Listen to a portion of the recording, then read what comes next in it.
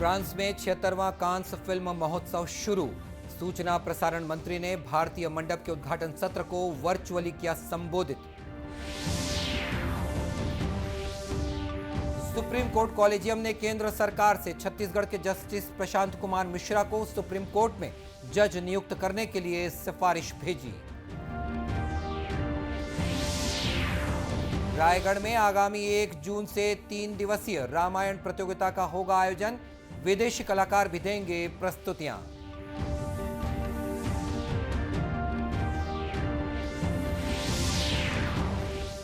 और छत्तीसगढ़ पीएससी परीक्षा परिणाम में भाजपा ने गड़बड़ी का लगाया आरोप। सीबीआई से जांच की मांग की।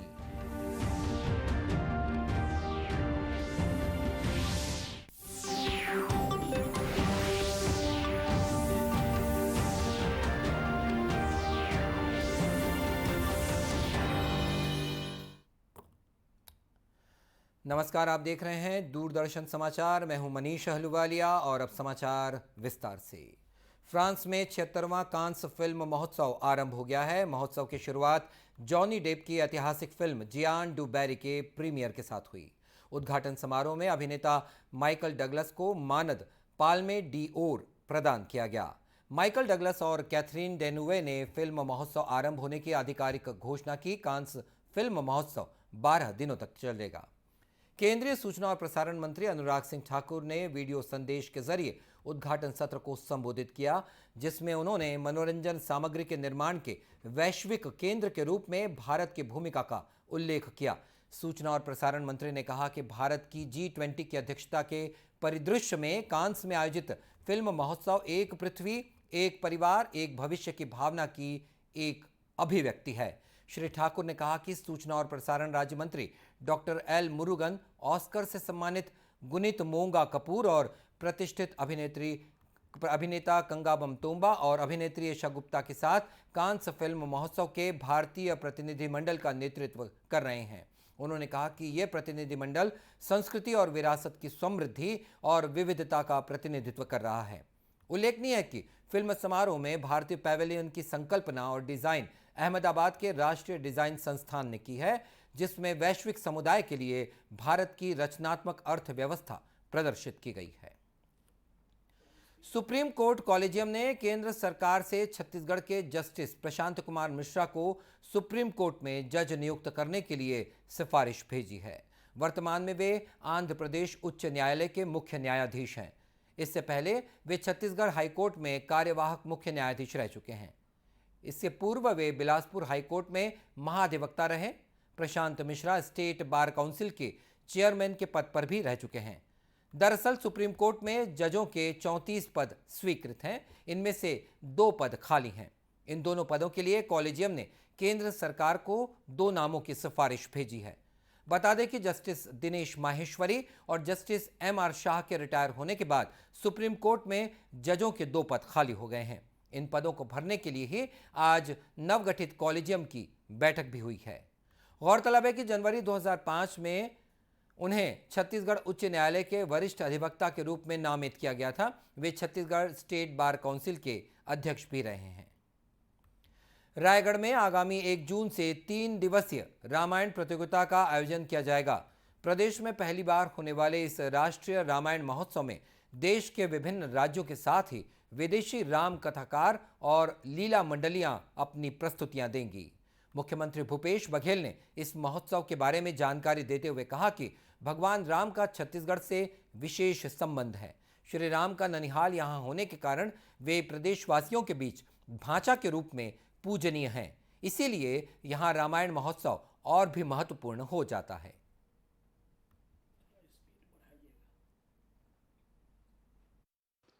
भगवान राम हमारे आराध्य तो हैं ही, हमारे प्रदेश का सौभाग्य है कि वे हमारे भांजे भी हैं। हमारी धरती माता कौशल्या की धरती है। आपको यह सूचित करते हुए मुझे बहुत हर्ष हो रहा है कि रायगढ़ के रामलीला मैदान में 1 जून से 3 जून तक हम रामायण महोत्सव का आयोजन कर रहे हैं। छत्तीसगढ़ शासन के संस्कृति विभाग द्वारा आयोजित इस महोत्सव में हमारे प्रदेश के साथ ही देश के अन्य राज्यों के रामायण दल भी हिस्सा लेंगे। रामकथा केवल भारत में ही नहीं, विदेशों में भी बड़े उत्साह से कही जाती है। तो हमारे इस आयोजन में रामायण कहने वाले विदेशी दल भी अपनी प्रस्तुति देंगे। संस्कृति विभाग के अधिकारियों ने बताया कि रामायण महोत्सव में देश के विभिन्न राज्यों से आने वाली मानस मंडली के कलाकार दोपहर 2 बजे से शाम 6 बजे तक और विदेशों से आने वाली मानस मंडली के द्वारा रात्रि 8 बजे से रात 10 बजे तक प्रस्तुतियां दी जाएंगी। इस महोत्सव में अरण्य कांड पर केंद्रित प्रसंगों पर विभिन्न राज्यों से आए मानस दलों के साथ ही विदेशी दलों के द्वारा रामायण की प्रस्तुति की जाएगी। राष्ट्रीय रामायण महोत्सव में सामूहिक हनुमान चालीसा और केलो आरती का आयोजन भी किया जाएगा, जिसमें हजारों की संख्या में दीपदान किए जाएंगे। छत्तीसगढ़ लोक सेवा आयोग परीक्षा परिणाम में भाजपा ने गड़बड़ी का आरोप लगाया है। भाजपा ने इस मामले की सीबीआई जांच की मांग की है। इस सिलसिले में उन्होंने राज्यपाल को एक ज्ञापन भी सौंपा है। भाजपा नेता गौरीशंकर श्रीवास ने कहा कि पीएससी चेयरमैन टामन सिंह सोनवानी ने पद का दुरुपयोग किया है। उन्होंने कहा कि यदि पीएससी से जुड़े किसी व्यक्ति के परिजन परीक्षा दे रहे हैं तो उन्हें नियमतः शपथ पत्र देकर परीक्षा कार्य से अलग होना चाहिए था, लेकिन अध्यक्ष ने ऐसा नहीं किया।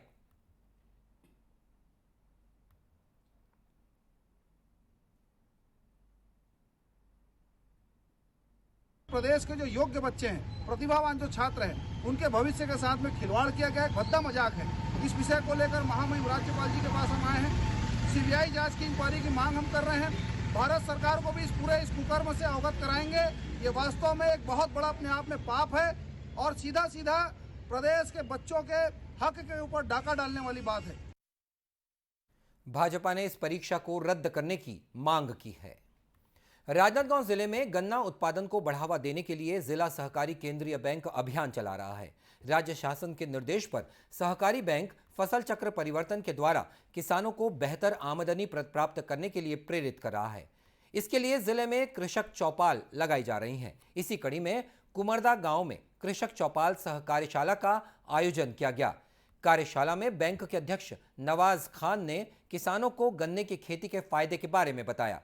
उन्होंने कहा कि इसके लिए 10,000 रुपए की प्रोत्साहन राशि सरकार द्वारा दी जा रही है। वहीं खाद बीज सहकारी समितियों के जरिए दी जाएगी। साथ ही गुड़ की फैक्ट्री लगाकर सरकार किसानों से गन्ना खरीदी भी करेगी। गन्ने के लिए धान की खेती के बाद गन्ने खेती होगी, तो उसके लिए सोसाइटी के माध्यम से बीज मिलेगा, सोसाइटी के माध्यम से खाद मिलेगी और सहकारी समिति बना के गुड़ की फैक्ट्री डाल के किसानों के गन्ने की खरीदी करवाएंगे। गौरतलब है कि गन्ना की एक बार बुआई कर 5 साल तक फसल ले सकते हैं। इसकी खेती के से प्रति एकड़ करीब 1 लाख रुपए तक का मुनाफा होता है।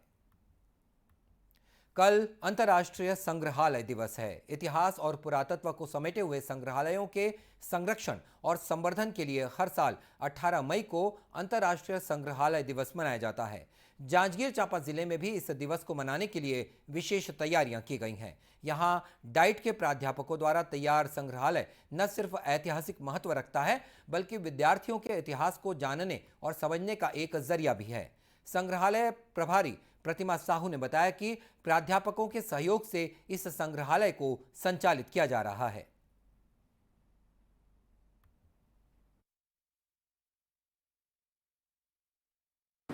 अंतर्राष्ट्रीय संग्रहालय दिवस 18 मई के उपलक्ष्य में डाइट जांजगीर के संग्रहालय का पुनर्व्यवस्थापन किया गया है। सन 2011 में डाइट जांजगीर के व्याख्यातागण केरल इंटर डाइट विजिट के लिए गए हुए थे। वहां उन्होंने एर्नाकुलम में जिला शिक्षण प्रशिक्षण संस्थान का बृहद म्यूजियम देखा और वहां से प्रेरित होकर यहाँ डाइट के व्याख्याता श्री प्रद्युम्न कुमार शर्मा द्वारा सन 2013 में डाइट जांजगीर में प्राचार्य, छात्राध्यापकों और शिक्षकों के सहयोग से म्यूज़ियम की स्थापना की गई है। यहाँ के म्यूज़ियम में सांस्कृतिक धरोहरों और पारंपरिक वस्तुओं, प्राचीन काल की चीज़ों जैसे तुमड़ी है, जल तुमड़ी है, लोहे की सिगड़ी है और पारंपरिक आभूषण है और विशेष आकर्षण का केंद्र यहाँ की तिजोरी। इनका दस्तावेजीकरण किया गया है, व्यवस्थित किया गया है। इनके कार्य और महत्व को दर्शाते हुए वर्गीकृत करके छात्रों के लिए इसे ओपन किया गया है। वहीं जिला शिक्षा प्रशिक्षण संस्थान डाइट के प्राचार्य बीपी साहू ने कहा कि संग्रहालय हमारी सांस्कृतिक धरोहर है जो हमारे संस्कारों को बताते हैं। क्योंकि जो सामान हम केवल कल्पना करते थे आज वहाँ दिख रहा है, ये हमको संस्कार से जोड़ता है। जैसे पुराने समय में माताएं पुतरी पहनती थी, तो पुतरी पहनने मात्र से वो घर के वरिष्ठ सदस्य हो जाती हैं जो चांदी की पहनती थी। आजकल महिलाएं जो फैशन में आ जाती हैं। अब और देखिए यहाँ पर जैसे हम जाता का ही उपयोग बताया है ना, तो जाता में क्या है, हम परिवारवाद ले आते थे। जाता जब पीसते थे तो हम ध्यान दिए हैं उस समय, या अभी एक्टिविटी जब हम देखते हैं तो ये बताया जाता है कि जाता को अकेले नहीं पीसा जाता, अकेले पीसते हैं, है ना, लेकिन उसकी आवाज़ सुन करके जैसे हम जा रहे हैं, घर में कौन है नहीं है, वहाँ तक पहुँच जाते हैं, फिर बात करते करते बात भी कर रहे हैं, अपना काम भी कर रहे हैं, तो दोनों काम हो जाता है। आज मिक्सी को देखिए, मिक्सी यदि चालू होता है बात नहीं कर सकते, वहाँ पर हो जाता है। छोटा बच्चा है तो वहाँ खेल रहा है, वहाँ हो जाएगा। तो वहाँ संस्कार, उस समय हमारा धान कूटने के लिए जो ढेंकी होता था, ढेंकी में भी सहयोग करके 2-3 महिलाएं एक साथ कूटते रहती थी, जातों के भी वैसे कूटते रहते थे। मतलब जितना चीज़ है वो संस्कार जुड़ा रहता था। आम लोगों का कहना है कि पुरानी वस्तुओं का संग्रह नई पीढ़ी को इतिहास को देखने और समझने का नजरिया प्रदान करता है। इस संग्रहालय में बहुत सी चीज़ें ऐसी हैं जो हमको प्राचीन परिवर्तनों की ओर ले जाती हैं। उस समय जो संसाधन उपलब्ध हुआ करते थे, उन संसाधनों के माध्यम से है ना शिक्षा को जोड़कर पढ़ाया जाता था। जैसे संख्याओं को गिनने के लिए कौड़ियों का प्रयोग किया जाता था। गौरतलब है कि अंतर्राष्ट्रीय संग्रहालय दिवस के मौके पर प्रदेश के विभिन्न संग्रहालयों में कल विशेष कार्यक्रम आयोजित किए जाएंगे। बात कर लेते हैं मौसम की। मौसम की लंबी आंख मिचौले के बाद प्रदेश में अब गर्मी का दौर शुरू हो गया है। दोपहर तेज धूप के बाद गर्म हवाओं ने उमस ने और बढ़ोतरी कर दी है। मौसम विभाग से मिली जानकारी के मुताबिक प्रदेश में बीते 24 घंटों के दौरान सर्वाधिक अधिकतम तापमान रायगढ़ में रिकॉर्ड किया गया। यहां दिन में तापमान 45 डिग्री सेल्सियस को पार कर गया। वहीं बिलासपुर में अधिकतम तापमान 43.6 डिग्री सेल्सियस रहा। रायपुर में भी पारा 43 डिग्री के रिकॉर्ड किया गया। मौसम वैज्ञानिकों का कहना है कि आगामी 2-3 दिनों में तापमान में और बढ़ोतरी की संभावना है। इस झुलसाने वाली गर्मी के कारण दोपहर में सड़कें वीरान नजर आने लगी हैं। वहीं मौसमी फल और ठंडे पेय पदार्थों की डिमांड बढ़ गई है। भारतीय मौसम विभाग के मुताबिक इस बार दक्षिणी पश्चिमी मानसून के आने में देरी की संभावना हो सकती है। ऐसे में प्रदेश में भी मानसून के जून के आखिरी सप्ताह तक पहुंचने के आसार हैं, जो किसानी लिहाज से देर से बारिश को बताते हैं। कृषि वैज्ञानिकों का कहना है कि इस बार वर्षा की गतिविधियां प्रभावित होने से फसल भी प्रभावित होगी। और दूरदर्शन केंद्र रायपुर से प्रसारित होने वाले प्रादेशिक समाचार को आप YouTube पर भी देख सकते हैं। हमारे YouTube channel Chhattisgarh DD news पर प्रादेशिक समाचार उपलब्ध रहेंगे। YouTube चैनल का लिंक और QR कोड आप स्क्रीन पर देख सकते हैं। अपने एंड्रॉइड फोन से QR कोड स्कैन कर आप छत्तीसगढ़ DD न्यूज लिंक पर जा सकते हैं। इसके अलावा छत्तीसगढ़ DD न्यूज फेसबुक और ट्विटर पर भी उपलब्ध है। और बुलेटिन के अंत में मुख्य समाचार एक बार फिर।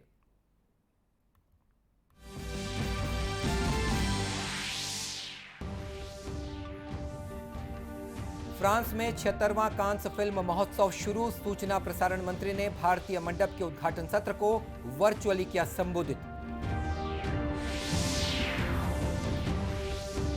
सुप्रीम कोर्ट कॉलेजियम ने केंद्र सरकार से छत्तीसगढ़ के जस्टिस प्रशांत कुमार मिश्रा को सुप्रीम कोर्ट में जज नियुक्त करने के लिए सिफारिश भेजी।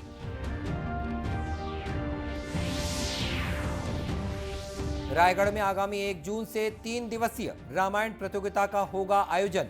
विदेशी कलाकार भी देंगे प्रस्तुतियां।